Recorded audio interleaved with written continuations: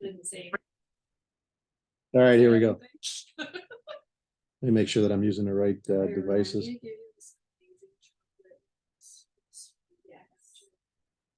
Ridiculous, I know you love it.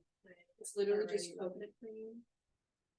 So I see chocolate chips and dates. What's the difference between a microphone and a speaker? The speaker is what you're projecting out on. The Yes. microphone is recording, so that's what we want. All right, that's embarrassing. It's recorded. Yeah. I'm a tech guy. That's embarrassing. Okay. Is it still recording or are you gonna stop it and start over? No, I'm gonna let it go. All right, This is embrace it. real as it gets. This is like reality TV. It's reality bites. Because reality TV is super real. All right, here we go. Let's go back and look at what do we want to review with? We always want to review. So here we are in Jesus near Galilee. This is my favorite, my most recent favorite little chart that I didn't make. I don't know where I got this. But we're down here, somewhere around Bethany, which is down by Jerusalem, right here. And Jericho, excuse me. I even have my double glasses on. We're down here and here's Jerusalem, right here. Here's Bethany, excuse me. I've got these new glasses that have 3 prescriptions. Three? Yeah. That's a lot of things. One for long distance, one for computer, and one for reading. I haven't quite mastered it yet. Anyway, we're closing in. It's only chapter 14. We're already closing in on the crucifixion scene, which is still like 6 chapters away. But the tempo is picked up and the conflict is picked up, and the sense of urgency and crisis, the call to faith, the call to take a side, I guess would be one way to say it. All of that is picked up. Jesus is provoking all of that from his audience, whether it be his dinner, the places he gets invited for dinner, which is going to come up in chapter 14, or the disciples, or the crowd. Everybody is being called upon to pick a side. And there's only 2 sides in the world. One is the side of the inbreaking kingdom, which Jesus brings with him, and then those outside the kingdom. And one of the interesting things about his posture is there is nothing approaching an assumption in his teaching that Israel has any preference. So if you're listening to this guy talk and you believe that just by virtue of being a descendant of Abraham, you were in, everything he would be saying, he is saying would be disturbing and rattling for that and other reasons, but not the least of which for that. So he's trying to call these people. He's going to use the phrase again here: unless you take up your cross, you cannot be my disciple. And he's not saying any particular kind of Jew. He's saying any human being that's listening to me now. So it's deep, got to be deeply unsettling to these people, which probably is a lot of the reason that he loses listeners. I've said this before. The boundaries around him are very porous, and so you have the 3 sure things: Peter, James, and John, who will all be there in Acts. Then outside of Peter, James, and John, you have the rest of the 12, who will eventually lose Judas. And I don't believe any of them have an appearance in Acts at all. James gets. Peter, James, and John. Oh yeah. But then outside of them, not that no, that Philip is the evangelist. He's not one of the 12. He's another Philip in Acts. And then outside of that, you have this sort of cloudy, obscure band of disciples that we know almost nothing about. You see them appear in the 70 that were sent out. You'll see them appear. Paul references them in 1 Corinthians when he talks about Jesus' appearance to 500, more than 500 at one time. But we don't know anything about them either. My hunch is that we read about them in Acts and the letters. We just can't connect those names with these people. But a lot of these people that he references maybe were, or some of them at least, would be maybe first generation Christians, because that's what we're talking about here, first generation Christians. And then outside of that, of course, are the crowds, and the boundaries between the crowds and that obscure layer of disciples is very porous. You get the sense there's people moving in and out. Outside of the crowds, you have the monitors, the guardian, the people from Jerusalem, eventually scribes and Pharisees, and then chiefs, priests, and Sadducees, who are monitoring him. And they're also porous, with the crowds, because you're going to see Pharisees appear. Actually, we already did, right? That's the Herod thing has already happened, right? When the warning, the warning happens where some Pharisees come and they warn Jesus that Herod wants to kill him. And so it's pretty clear that he's got allies among the Pharisees, which figures because he seems to talk like, in some sense, he seems to have the posture of a Pharisee because of his talk of resurrection, which was central. He certainly would have been hated he would have been hated by all of the Sadducees, but he did seem to have a following among the Pharisees. And you will see them again in Acts. There will be a core of the believers in Jerusalem will be Pharisees, but there will be not a single believing Sadducee in the book of Acts. Okay, let's see here. So that takes us to the end of chapter 13. We talked about his lament over Jerusalem, dirge, if you will, as in the tradition of Isaiah, which is constant in this book. And then he closes with that statement, "Blessed is he who comes in the name of the Lord," which I still can't figure out. It's enigmatic to me how to interpret that statement in verse 35. "Behold, your house is left to you desolate." That's what he says about Jerusalem. Maybe we'll talk about that. "And I say to you, you will not see me until the time comes when you will say, 'Blessed is he who comes in the name of the Lord,'" which is going to happen when he gets to Jerusalem.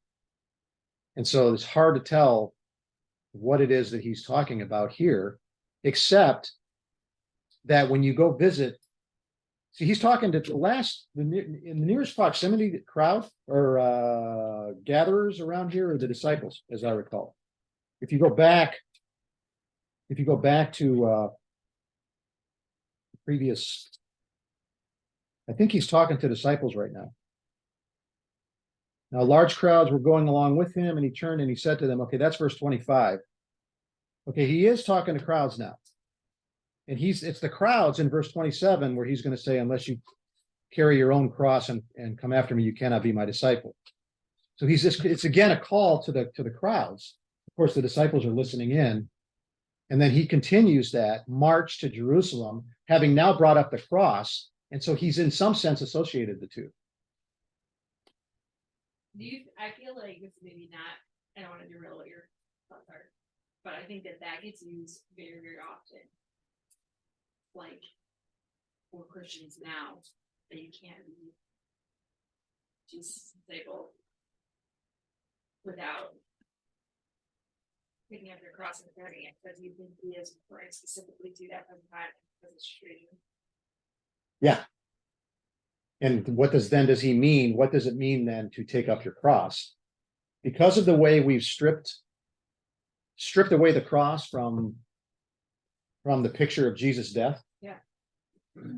We've polished it up, sanitized it, polished it up, routed the edges so it looks pretty, and hung it up in the front of the church so everybody can look at it way up here. It's a symbol of, I guess the best expression would be noble self-sacrifice.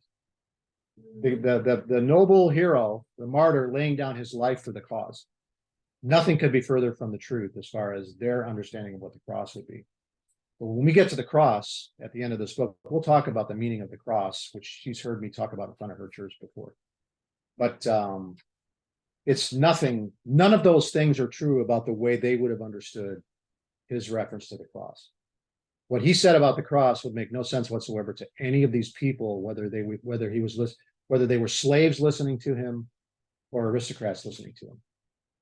The cross was something to be was a thing aboard and to be avoided and not thought about. There's Martin Hengel wrote a book called Crucifixion in the Ancient World: The Folly of the Message of the Cross.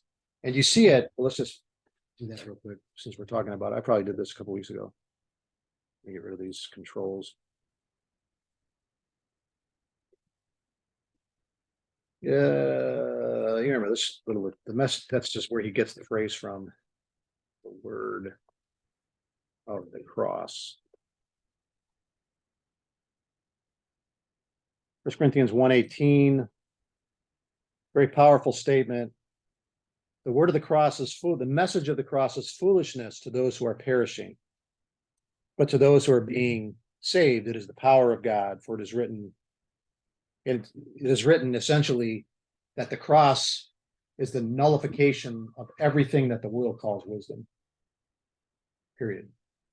And so when you imagine Paul marching himself into a synagogue in Philippi, where are we here? Corinth. Let's pick Corinth. He marches himself into Corinth, and he calls the members. He calls the Jews and the believing Gentiles, the God-fearers and proselytes, to embrace a crucified Messiah. And none of that's the folly of the message of the cross, and none of that would have been understandable to them. He goes on there. 1 Corinthians 1:18 and following. There it is right there. There's the message. If you ask what message did Paul preach to? I mean, I assume this would be standard practice of his preaching in the synagogues. 1 Corinthians would have been written sometime on a second journey, maybe. Third journey. He visited Corinth on his second journey. Second journey. That's where he met Priscilla and Aquila. And then he swung back around what we call his third journey, which is really just a continuation of his second journey, back to Ephesus. And by then, Apollos had moved on to Corinth. And somewhere in there, he wrote 1 Corinthians after the church began to kind of fall apart here. But there it is. We preach Christ crucified. There's the message. There's the message of the great contradiction, both of human wisdom and of all that is worldly at that time. A crucified king. We preach the king crucified, and then of course resurrected and vindicated through the resurrection and exalted to the right hand of God. But it doesn't get any more crystalline than that little phrase right there. We preach Christ crucified. So when he calls on, by this point though, they've heard this before. They understand the place of the cross. It's still repugnant to both Jew and Gentile, but they've heard it before and they've embraced it. They believe it, and they've heard teaching on it. But for these people here that are listening to him in Judea, what on earth can he possibly mean by unless you take up your cross, your own cross? What on earth does that mean? I mean, he doesn't even try to explain it. I forget where it's at here, but unless you take up your own cross, you cannot be my disciple. And an implication there, of course, is that anticipates that he will take up his own cross. He will do that literally. Not only will he be crucified, but he will carry his cross to the place of crucifixion, at least for some of it. So rather than this being like some kind of semi-trite thing for Christians today, to be like, yeah, I think the cross is great. It's like almost like a demonstration of nobody is actually going to do this. You don't understand. You don't understand. I'm not a rabbi gathering disciples and looking for the places of honor at dinners. Mm-hmm. And like Paul wanted, to be a known in a rabbinical school, a Hillel or something under Gamaliel. That's not Jesus. That's not me. I will take the place instead and identify with the condemned slave. Yeah. I will take the reigning paradigm, not just of the person at the bottom of the social ladder. I've said this before, the difference between a Roman like Paul and Silas and a slave is the difference between a human and a non-human. And not only am I going to take the place of a slave, that's Philippians chapter 1, but I will also take his place on the cross and embrace the shame of it as well. So I'm not just calling you to suffering, I'm calling you to become an outcast of the world and embrace the shame of the thing. That's quite a message. Huh? All right, we'll get back to the cross later. That's just I got a lot to say about the cross. Part of the reason I got a lot to say about it is precisely because of the picture, like in my own church. I mean, that sounds critical. I understand why people do that. But it's now it's kind of jewelry. It's a trinket. It's but in every case, it's sanitized and polished. It's its own admirable spectacle. And it's, in a sense, you could say the Catholics are onto something, because at least the abhorrent part, Jesus on the cross, still there. the abhorrent part is portrayed. But when you sanitize the cross of all of that, polish it and raise it up, and when these people were crucified, they were not crucified. It says Golgotha, but at what point wasn't to make it heroic looking. The point was it was the place where you did not, it was a contaminated place. That's where he was crucified, that you avoided at all costs. But when they crucified these people, it was a deterrent. And so if when Spartacus had his slave rebellion under was it Pompey or Cassius that put that down? Anyway, before the Republic fell, BC, Spartacus the slave held a slave rebellion, very successful for a long time. But when they finally put that down, Julius Caesar was part of the early part of that.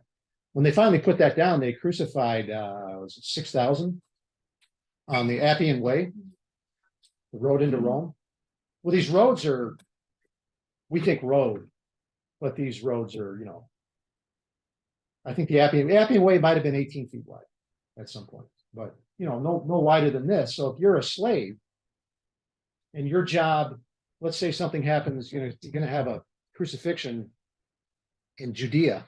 You do it's a deterrent. So you do the crucifixion in the place where slaves are going to be, so that they can see it and smell it and hear it, which means road level right there. So when they walk to the market, it's right there, and they can hear the screams and they can see it, and you move away from it. And then that when you get there, you're going to turn right around, because you're a slave. That's what you're doing. You're going to turn right around and you're going to walk the same road back again, and you're going to hear and see and smell the same thing. And if you go again tomorrow and the next day, he's still going to be there, and he's going to start to stink. What is the trauma? What is the psychological trauma that goes on? That's the deterrent. That's what they were trying to accomplish with Jesus. We don't want this to happen again. So we want him, we, the leaders, want him crucified as an example, as a deterrent. All the disciples fled. Of course they fled. It's the Romans. Everybody thinks they know what's going to happen to Jesus. Of course all the disciples fled. I don't know what Peter was talking about when he said he was willing to die for Jesus, unless he thought that they were going to do it in a battle. But Jesus, you don't know what he didn't say that to them. He said to James and John, you don't know what you're talking about. Can you drink the cup that I'm going to drink? Well, the cup was crucifixion, not nobly dying in battle. They would have had utterly no concept of that. So he took what was meant to be a deterrent, the cross, and he turned it into the very paradigm of what it means to follow him. And then they figured that out through the help of the Holy Spirit post-resurrection, like they figured everything else out. And they then took that picture of the crucified Christ to the nations, to the eastern provinces of the Roman Empire. And by 325 AD, about 300 years after Jesus' death, they had conquered the Roman Empire with the cross, which is why we have crosses with the body of Jesus on them. Been doing that probably since the 4th century under Constantine. It's amazing. It's an extraordinary story. what do you want to call it? The victory of the cross. I mean, it doesn't really mean anything in and of itself, but how the cross just took over the Roman Empire paradigm of Christian discipleship. Then it loses its meaning, because time goes on and they do away with crucifixion, which they did.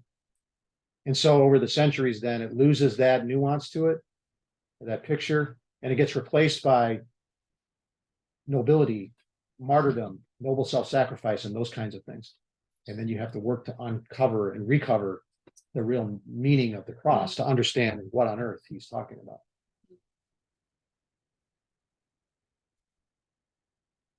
I probably said all that a couple weeks ago. All right. One more thing about this statement here. Did we go back and look at Luke chapter 1? I was thinking about the end there, chapter 20, I think it was. We talked about this last week or 2 weeks ago. In Luke 20. Where was it? I thought it was 20. Where he says I think you were the one that told me. You don't remember. What? Where they the triumphal entry, we call it triumphal entry. I thought it was 20.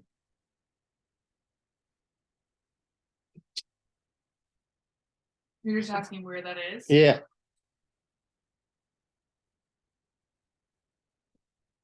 Must be 22. He enters into Jerusalem. Yeah, Isn't it here 1938? there you go. What I get for making it up. 1938.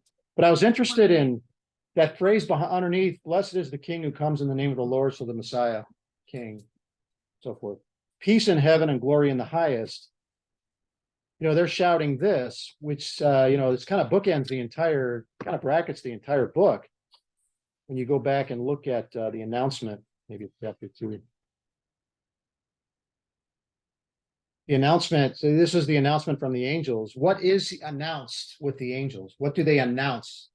What are we witnessing the arrival of? And the angels answer the question. They didn't say, they didn't call him Savior. They didn't call him all the things we would normally call him. He will be great and will be called Son of the Most High. Lord God will give him the throne of his father David, succession. He will reign over the house of Jacob forever, and his kingdom will have no end. 2 Samuel chapter 7. Glory to God in the highest, and on earth peace among men with whom he is pleased. And so you look at the eerie parallel between what they say at his arrival in Jerusalem. This is an enthronement statement. This is a statement from the angels about the enthronement of a king. It's just not yet. They think that's what's happening. That's what they think is about to happen. And there's no question that even now, in spite of his statements about the cross and what he's prophesied about himself, they probably still think there's going to be an enthronement. In fact, there's no question they do. There's going to be an enthronement when he gets to Jerusalem. And it's perfectly understandable why they would think such a thing. This is the idea that that this man is on a march to Jerusalem to be crucified is outside of their worldview. They can't possibly understand that. So they can only understand what's happening by interpreting it through the filters that they have available. And they don't have those filters yet. Now, once the resurrection happens, and they can look backward at the prophetic word in a different light, it all makes sense. It just comes to full they get a full picture of it, but not before the resurrection. Even though the angel announced it. Okay, so Jerusalem's in big trouble. Let's just summarize it that way. In about 40 years, a little less than 40 years. Why can't I, there it is. In a little less than 40 years, right here, there's going to be a revolt from Jerusalem. It's going to flare up all over the place. In 66 AD, there's going to be a revolt. And The Romans are gonna come down and put down the revolt. It's gonna take them 4 years. And in 70, there will be nothing left. So when he says here in 13, your house is left to you desolate. Boy, oh boy, that statement right there. Your house is left to you. They supply the word desolate. He's not kidding. Extraordinary statement. That's the Maccabees. No, that was 170 years, 200 years earlier. Right against Persia. No, no, the Maccabean revolt, at that point, the Greek Empire had, hey, you're giving me an excuse to talk about history. Look at that. The Maccabean revolt would be back in this place right here. Here we are. But these are decades, these are centuries. And so the Greek Empire didn't hardly last long enough to blink of an eye, but it began to unravel and almost immediately after Alexander died in 321 or 323 BC. And in that period, the Ptolemies and the Seleucids shared power. They fought back and forth over who was going to control this area of the world, Palestine. And during that time, there was this Jewish uprising. Again, I think it was against the Seleucids. That would be Antiochus Epiphanes the fourth. So the Syrians, let's just call them the Syrians.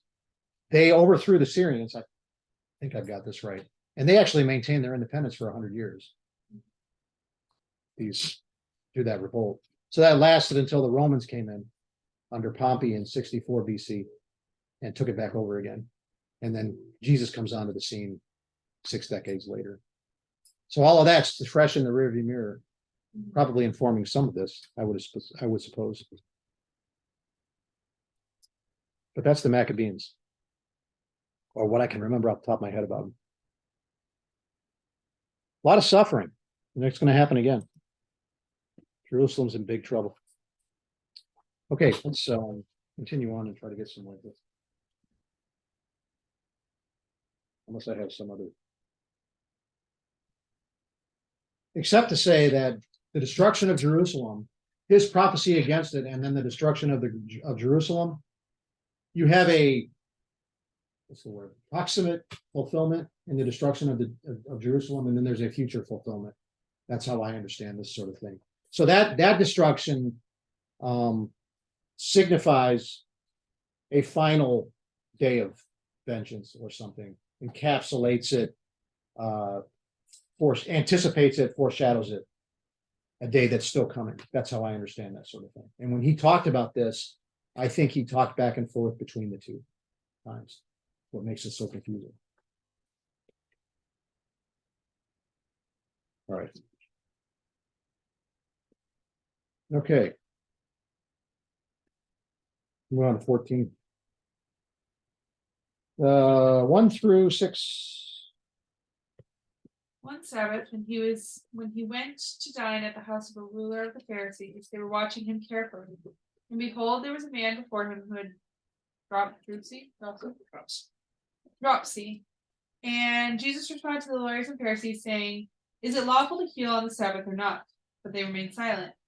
Then he took him and healed him and sent him away. And he said to them, "Which of you, having a son or an ox that has fallen into a well on the Sabbath day, will not immediately pull him out?" And they could not reply to these things. Yeah, we've been down this road before, right? It almost sounds like you're rereading the same story. But now he's not in Galilee. He's on the verge of being in Jerusalem. And pretty soon Pharisees are going to be replaced by the real power brokers, who are Sadducees, and the ruling Sanhedrin and the chief priests and so on and so forth. But in the meantime, here we find him again at a dinner at a Pharisee's house. So you got to ask, what's the motive of the Pharisees? Why are they inviting this guy? What are they doing? What is their motive? What is their intent? He has allies among the Pharisees, but you see that you can get a sense of their motives in verse 1. They were watching him closely because these Pharisees viewed themselves as the monitors of compliance with the law. They interpreted it. And then they monitored compliance with their interpretation of it, which I think is one of the things that irritated Jesus. Because it was designed, their interpretation of it and their monitoring of it was designed to reinforce their place in society at the expense of, well, pretty much everybody else. So they were using the Sabbath to reinforce a social caste system. You'll see any of that in Leviticus or Exodus. But we don't get the name this time. He's one of the leaders of the Pharisees. We don't get where the house is. We don't get where the city is. He's just at a house on the Sabbath. So did they invite him to the Sabbath to set him up? See what he would do? But here comes the foil from the vantage point of the story. There in front of him was a man. So they're watching closely. There in front of him was a man suffering from dropsy. And so you have to ask the question, was it a setup? Were they using this poor guy to trap Jesus in something? If so, it didn't quite work out. I mean, he's already headed towards the cross anyway. But I think that's a possibility. Hostility is reaching the breaking point, kind of pervades the whole scene. Lots of tension, conflict is in the air, and you can see again the importance of Sabbath keeping as the what's the right word? Litmus test of obedience to Moses, Sabbath keeping. But Jesus comes into it with a different agenda. He has his own way. He does not interpret the Sabbath the way that they do. He is not aligned with them as much as they would probably like him to be. And as I think one of the commentators I read put it, he has a different way of seeing. So he sees the dinner differently. All that stuff comes into play about status seeking, reciprocity, social obligation. I invite you to my dinner, and I'm going to invite other guests of high esteem, and everybody's going to see you with them, and then you're supposed to invite me to your dinner with other guests so they can see me with yours, and it reinforces our place in society. And he just inverts that whole world with the arrival of this man who is either there by accident. I don't know how that could be, or it's a setup because they know he's going to do something about it. But anyway, he has his own way of seeing things. The dinner, social status, the Sabbath, and this man as well. And he's going to act based on that way of seeing. It's a lot like the Galilean ministry. You know, it's funny, when I first wrote these notes, I said, this man jeopardizes the ritual purity of the meal and its very purpose. But as I sit here and look at this, because they were watching him closely part, I go back to, I got to wonder now whether it was a setup. I had never really thought about it before now, but I just throw it out there. The reference in verse 3, the lawyers, the doctors of the law, think Pharisaical teachers of the law, not our kind of lawyer. Although they didn't have a great deal more people. I think that people respected them, but certainly Luke, from Luke's perspective, they don't have any respect in that regard. And so Jesus asked the rhetorical question, is it lawful to heal on the Sabbath or not? They didn't answer. They want, if they're there to catch him, they want his performance. They want him to break the Sabbath. So he took hold of him. There it is again. He didn't just heal him. He grabs a hold of him, violating social boundaries and maybe purity laws, and heals him and sends him away. Just no ritual at all. It just happens. And so once again, you have this picture of the Sabbath over and over again in the ministry of Jesus. The Sabbath is pictured as a time it's a jubilee time. It's a time of healing and release from captivity in this case, and in other cases, it's festive. It's that kind of a thing. They've turned it into something different. And so he uses it to picture that again. I keep going back to that idea of the Jubilee. The Spirit of the Lord is upon me, Luke 4, to bring good tidings, how does he say it? To set free the captives, all that kind of stuff. And his ministry is a living out of that. And it's a performance with that in mind. That quote from Isaiah I think it's Isaiah, in Luke chapter 4. So not only does he violate the Sabbath, but he touches the man.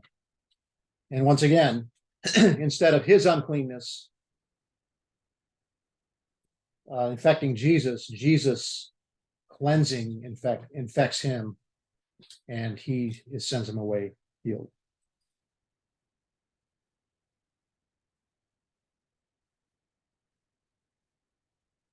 They have a very much don't think postmodern America, but they have a very much a socially constructed reality. And this socially constructed reality, everything was about the social caste system and the patron-client thing and social obligation and the reinforcing of those social boundaries and wanting to be in one and not another. And so in that sense, it's a very much a socially constructed reality, and he's just upending it.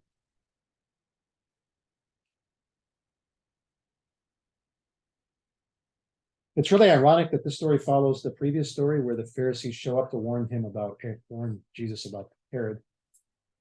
So in one picture, they come to warn him, but he distances himself from them. No, I'm going to Jerusalem. You guys don't understand. I'm going to Jerusalem. And in the next story, there's this again, a very, very negative view of the Pharisees. So that's all. That's my son. We've done this before. This is new, so I don't really have anything more to say about 1 through 6 and something to talk about.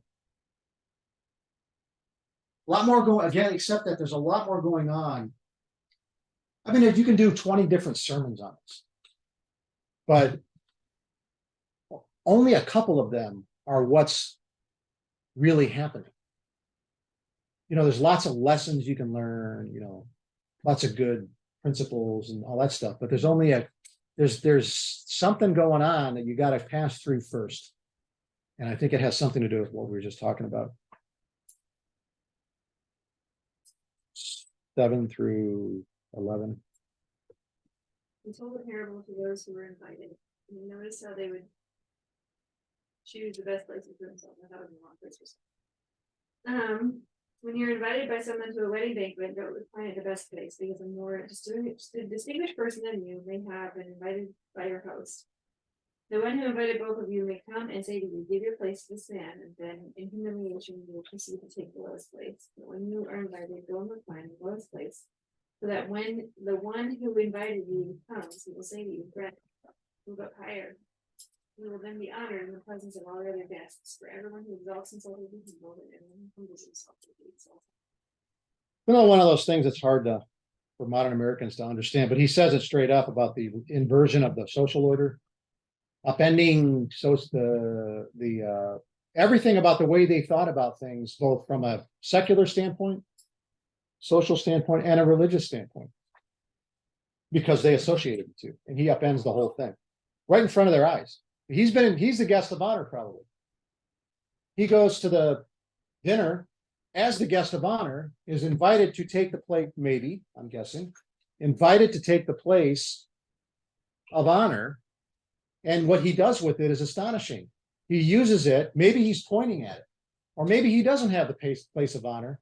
There's somebody sitting in the place of honor who insisted on it when he came in, who just assumed that it was his place.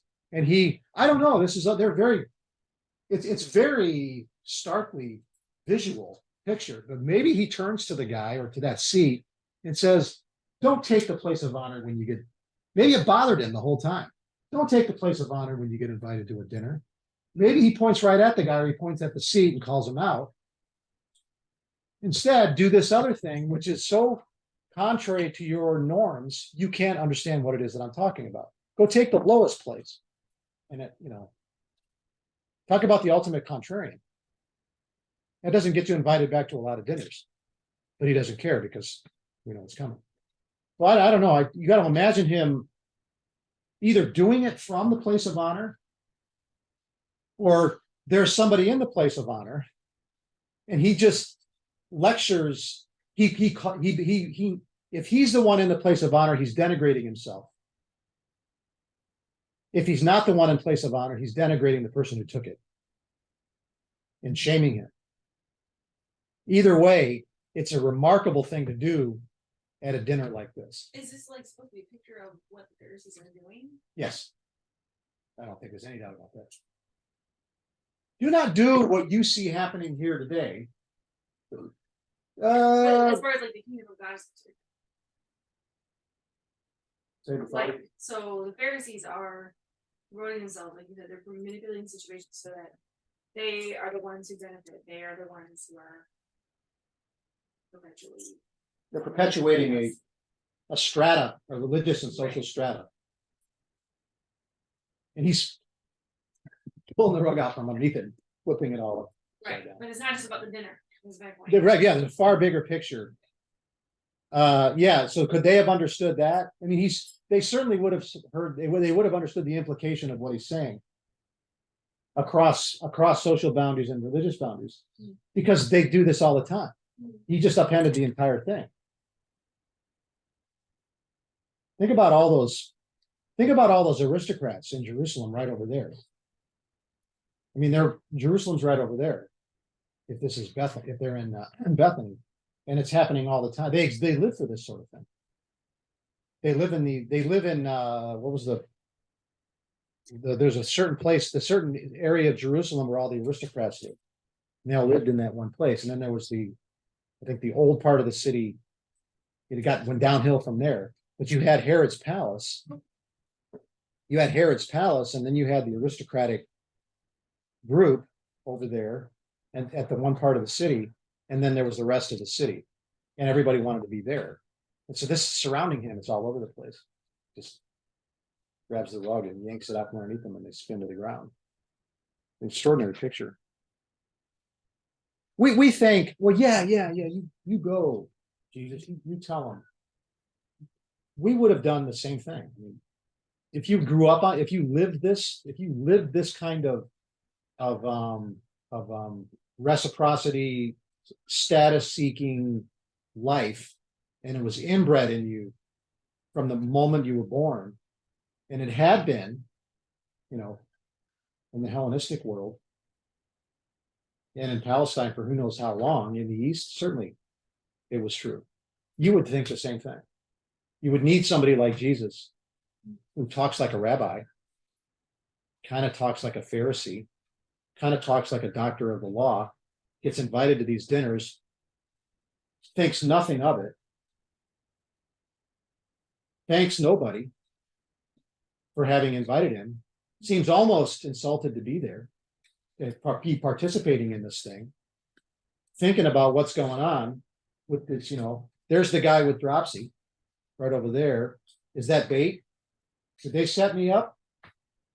They're going to use him to set me up and see what I do. Am I going to violate the Sabbath or whatever, like I have before?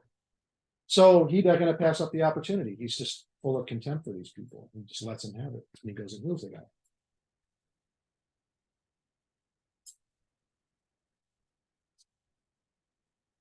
All right. Do we got anything else here? Oh, yeah, there's a role reversal. They're watching him closely. It says right off the bat with the beginning of the story. They were watching him closely to see what he was going to do.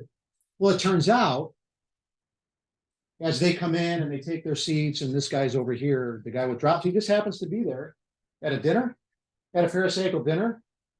Is he hanging in the corner? The guy with dropsy, a sick guy is hanging in the corner of the high status dinner. Sure. But now it turns out he's the one who's been watching them. And he watches them do this, and then he just does what he does. Turns it up. Role reversal. It has no place in the kingdom. And we haven't even got the Gentiles yet. We won't in this book.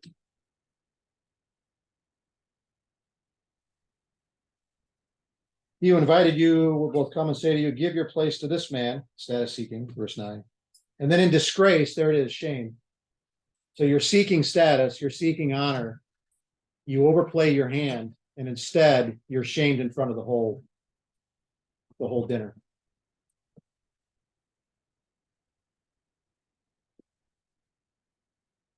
Then he accentuates the point, verse 11, everyone who exalts himself, reversal.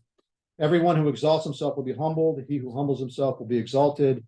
You remember this from Mary, she was the first to say it in the book of Luke. Right? Is it one? Was he born in one? Did I get this? Not his birth. Yeah. My soul exalts in the Lord, exalts the Lord. He has regard for the humble estate of his bondslave. Mighty one has done great things for me. Where's it at? He has scattered those who were proud in the thoughts of their heart. He has brought down rulers from their thrones, and he has exalted those who are humble. Mary opens with that. Those who exalt themselves will be humble, and those who humble themselves will be exalted. You don't get out of chapter 1, even before Jesus is born. And that's already established as a theme of the book. And you'll see it reflected in Jesus' teaching. Amazing. All right.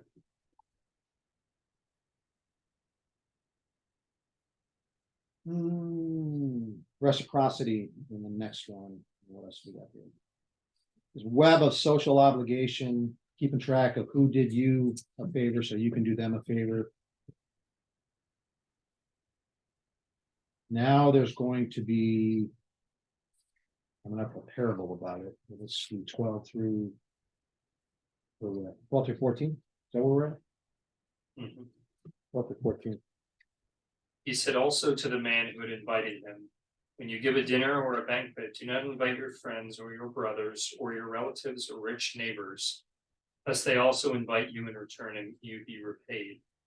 But when you give a feast, invite the poor, the crippled, the lame, the blind, and you will be blessed, because they cannot repay you, for you will be repaid at the resurrection of the just.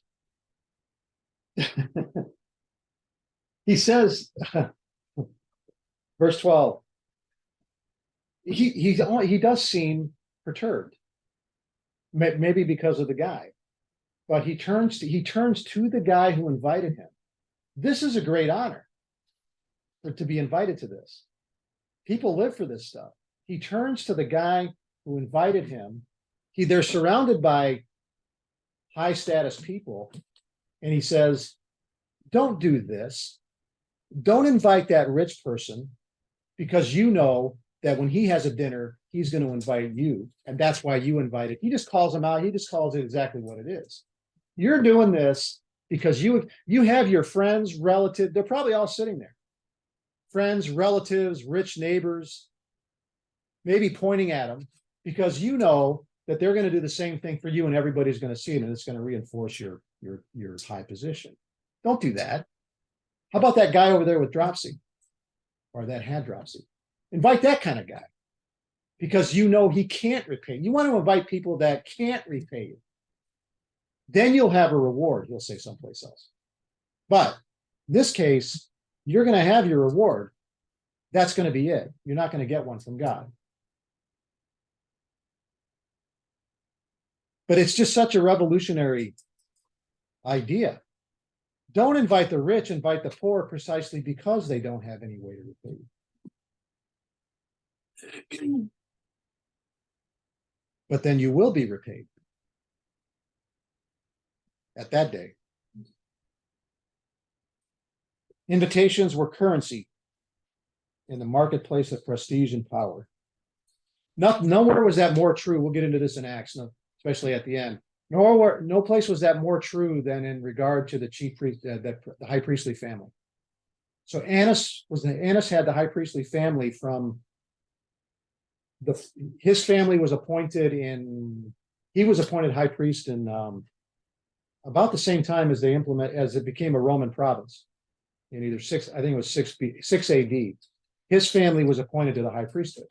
And then it's going to be Annas, and then his son-in-law Caiaphas. I think he was a son-in-law. And then it's going to go on and on and on in the same family, all the way through the period of the New Testament. We can act. It's going to be the same family all the way through. That position, you didn't get that position based on merit. That was a political appointment. You did favors, and then you were expected to return the favor and to do your part on behalf of the Romans. So when John says, when they're all getting together, hey, we got to do something about this Jesus, because the Romans are going to come and take away our place and our nation. Well, they're not kidding.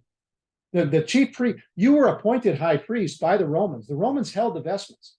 They gave the vestments of the high priesthood to whoever was going to be the high priest, because it was such a powerful position internally. And you were expected to act on behalf of the Romans. And if you didn't, we all know what was going to happen. They take it away from you and they give it to somebody else. And when they take it away brutally. And all of that happened during the period of shortly, right at the end of Acts and shortly thereafter, because that's the 60s. So there's all this intrigue with the high priesthood, because one of those high priests is going to be the one that's going to have James stoned, Jesus' brother. And it's going to irritate the Jews because they like James. And so he's going to end up getting assassinated, I think. And he's the guy that ordered Paul to be struck on the face at the end of the book when he's almost beaten to death in Jerusalem. And he says, I've lived my life in good conscience to this day. And the high priest ordered, that was Ananias, I think his name was.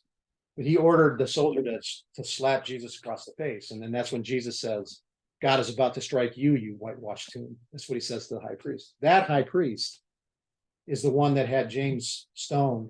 And then he was executed by the Jews in response to that. All that happened in the 60s. But anyway, that was the nature of the high priesthood. It was just all status seeking. There was, far more to it than there's nothing like Aaron and Eleazar and Phineas and those guys. We'll get back to all that. That's one of the reasons I like Roman history so much. Once you learn so much more about it, all that stuff comes to life and it's extraordinary. After that one day, I asked my brother-in-law how often he thinks about the Roman Empire, and he said everything. Did you really? And he does. Really does. How old is he? 8. Oh, I never thought about the Roman Empire. This is a late life thing. Really? Yeah. Oh, yeah. Yeah. Yeah, he does. It started when I started teaching Luke in Sunday school, sometime before COVID, maybe 2019. And I just thought, there's so much of this Roman stuff in the book. I'm just going to go ahead and get into it and start paying attention to it. And then I just fell in love with it. And then it worked backward to Greece. And it became Alexander the Great because of Hellenism, Greco-Roman Empire. And then the next thing, it's just, I watched 3 documentaries on Sunday. I mean, they're always in my feed, so I'm always looking to see what new documentary YouTube is going to offer to me. All right. The social patterns of the upper classes deliberately and with malice aforethought insulated them from the poor and needy. They stayed away from the poor and needy. They would give alms, but that was for appearance's sake. And I think this stuff disgusted Jesus. And why not unload now? I mean, he's not very far from the cross, so, God himself will reciprocate. And then we have the question who the righteous are. And my hunch is the righteous are the people that are doing what it is that he's talking about. But we'll get back to righteous later. 15 through whatever's next. Just might as well. Oh, you know what? 15 through the rest of it. Is that all there is? No. Oh, there's one. I need a smaller division. 15 through what can we stop this? Oh, there it is. 24. 15 through 24, yeah. And one of those who reclined at the table with him heard these things, said to him, the one who would eat bread and God is blessed. And he told him, man was given a large banquet and invited many. At the time of the banquet, he sent his slave to tell those who were invited, come, because everything is now ready. Without exception, they all began to make excuses. The first one said to him, I have bought a field and I must go out and see it. Ask you to excuse me. Another said, I have bought 5 yoke of oxen. I'm going to try them out. I ask you to excuse me. Another said, I just got married and therefore I am unable to come. So the slave came back and reported these things to his master. And then in anger, the master of the house told the slave, go out quickly into the streets and alleys of the city and bring in here the poor maid, blind and lame. After the slave said, what you ordained has been done, and there's still room. Then the master told the slave, go out into the highways and the lanes and make them come in, so that my house will be filled, for I tell you, not one of those men can provide I have it. Oh, this poor guy. He thinks he's got it. He thinks he's unlocked the key. And he thinks, what a great honor it's going to be to have that place of honor at the banquet in the kingdom of heaven. So, blessed is everyone who will eat bread in the kingdom of God. And Jesus, nice try. There will be none of this. Yes, yes. Yes, blessed. he's not wrong. But he You know clearly, what you he's understand, saying. there's nothing like what you're experiencing here is what's going to take place in the kingdom of heaven. And so he gives this parable, which is it's just simply a straightforward illustration of the point, exactly the point that he made. But in this case, the master of the house is shamed by his own dinner guests.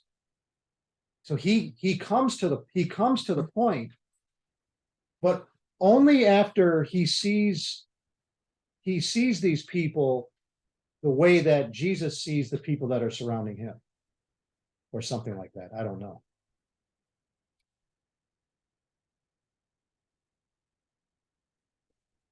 Well, let's see here. So the rejections in the parable, the rejections appear to be calculated moves to shame the man. They would have understood that.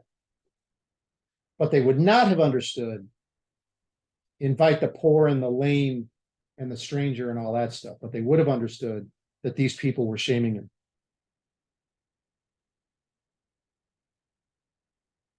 But now he's going to invite people who cannot repay him.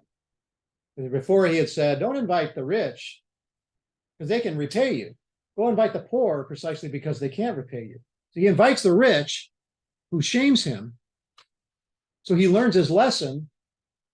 And he says, okay, then I'm going to go invite the unworthy who can't repay me. And then there's no social obligation.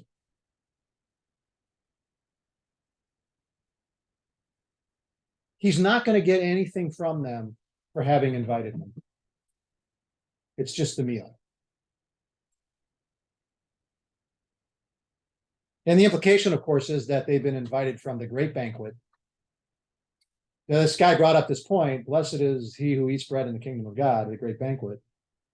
Jesus tells a story about where the invited guests get disinvited because they show themselves unworthy. And he's looking at these people who think they're all in. And he's looking at these people and he's implying something about that banquet that this guy had just mentioned in the kingdom of heaven. And the implication is, you people are disinvited. You're not going to get in. That's how I read it.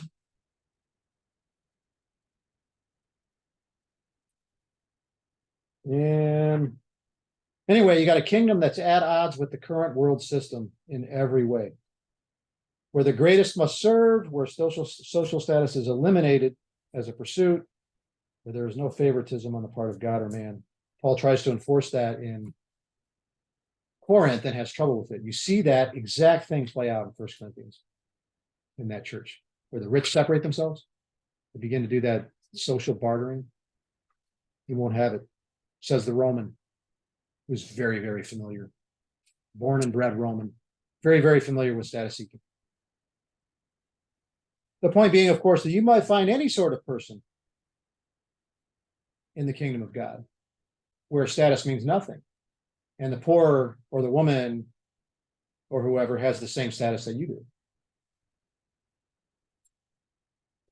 Very hard to understand. Not understandable. They'll crucify him for it. They don't understand. Anybody want the last word? Okay.